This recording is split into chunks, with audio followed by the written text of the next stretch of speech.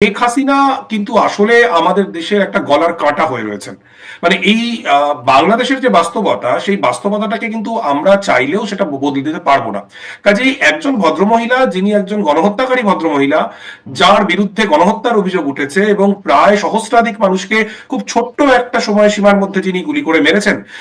আমি যদি দিল্লির সাংবাদিক হইতাম, ভারতীয় মিডিয়ার, আমার সবার আগে জানতে ইচ্ছা হইতো যে পার্শ্ববর্তী দেশ থেকে পালায় আসা একটা প্রধানমন্ত্রী এখন কোথায় আছে, কি করতেছে, তার লোকগুলি এখানে ঘুরে বেড়াতেছে। আমি শুনতেছি ওই বাংলাদেশের সাবেক স্বরাষ্ট্রমন্ত্রী ওই পার্কে ঘুরে বেড়ায়, সেই পার্কে ঘুরে বেড়ায়। এগুলি না রিপোর্ট করার ব্যাপারে মানে মানে উৎসাহ কম কেন ভারতীয় মিডিয়ার?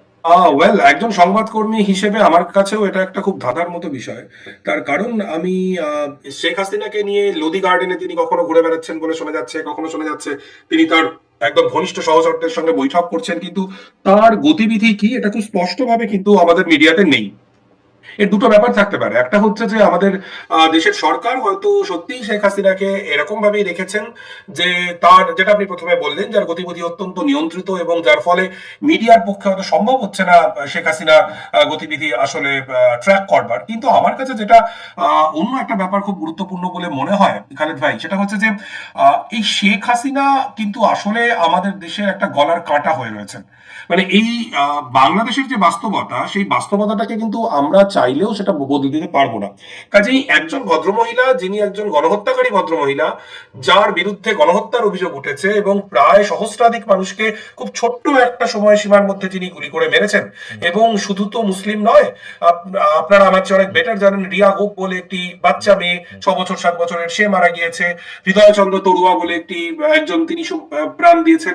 এরকম প্রচুর মানুষকে যে ভদ্রমহিলার বিরুদ্ধে, তার প্রশাসনের বিরুদ্ধে মারার অভিযোগ রয়েছে, তাকে আমাদের সরকার যদি দিনের পর দিন এরকম একদম জখের ঘরের মতো লুকিয়ে রেখে দেয়, সেটা বোধহয় আমাদের দেশের জন্য খুব একটা সুবিধাজনক বিষয় হবে। আচ্ছা অর্ক, আপনার কাছে কি মনে হয় যে মানে শেখ হাসিনাকে ভারতীয় সরকার বা ভারতের কোন মহল কি এরকম আশা করে যে শেখ হাসিনা আইসা আবার বাংলাদেশে ক্ষমতা নিবে? সে কি আশা করে যে ভারত চাইলে শেখ হাসিনাকে আবারও বাংলাদেশের সিংহাসনে বসায় দেওয়া সম্ভব? আসলে আসলে আমার মনে হয় যে, আমি কেউ এটা ভাবেন কিনা খালেদ ভাই আমি কমেন্ট করতে পারবো না, কিন্তু আমার মনে হয় দুটো বিষয়। একটা হচ্ছে যেটাকে বাস্তব বুদ্ধির বিচার আমরা কথা বলতে পারি, সেক্ষেত্রে এটা অসম্ভব বলে মনে হয়। এবং আরেকটি বিষয় যেটা আমি খুব গুরুত্বপূর্ণ বলে মনে করি, আমাদের অবশ্যই বাংলাদেশের, শ্রীলঙ্কার, নেপালের, ভুটানের সার্বভৌমত্বকে সম্মান করতে হবে। শেখ হাসিনা হতে পারেন তিনি একজন দেবদূত, অথবা হতে পারেন তিনি একজন শয়তান, কিন্তু তার সঙ্গে কি হবে সেটা আমাদের বিষয় নয়, সেটা বাংলাদেশের জনগণ ঠিক করবেন। আমরা যারা ভারতের জনগণ, আমরা যারা ট্যাক্স দিই, আমরা প্যালেস্টাইনের পক্ষে অবস্থান নিতে পারি, কেউ ইসরায়েলের পক্ষে অবস্থান নিতে পারি, বাংলাদেশের চলমান গণহত্যার পক্ষে অবস্থান নিতে পারি, বিপক্ষে অবস্থান নিতে পারি।